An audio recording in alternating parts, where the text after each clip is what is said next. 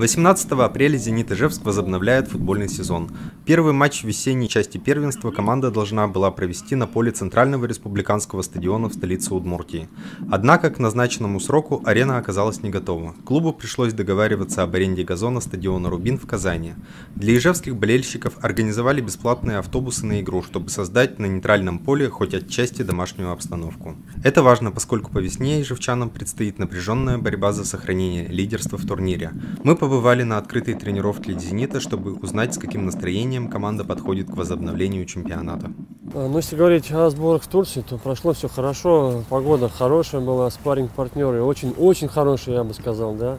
Конечно, некоторые там результаты, конечно, может быть, шокировали там болельщиков, но я еще раз хочу их успокоить, что ничего страшного, это контрольные матчи.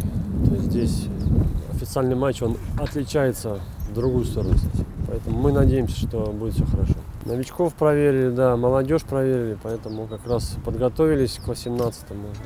Вот, во все оружие. Мы вышли на финишную прямую, задача там занять первое место, и мы лишаем себя просто своего поля, да, своих болельщиков, некой своей ауры, и, как говорится, и родные стены помогают. Поэтому, я не знаю, конечно, это здесь 50 на 50 уже. То есть понятно, что мы играем на нейтральном поле, но мы, конечно, будем выигрывать, естественно, стараемся. За время зимнего перерыва в составе «Зенита» и Ижевск произошли изменения. Дозаявлены защитники Алексей Макушкин из Самарских крыльев Советов и Павел Орлов из Тамбова, Игорь Ивахов.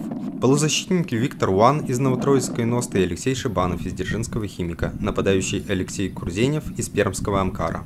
По мнению тренерского штаба, они помогут клубу решить стоящую перед ним задачу не упустить лидерство, хотя конкуренция, прежде всего со стороны нижегородского олимпийца, будет весьма серьезной.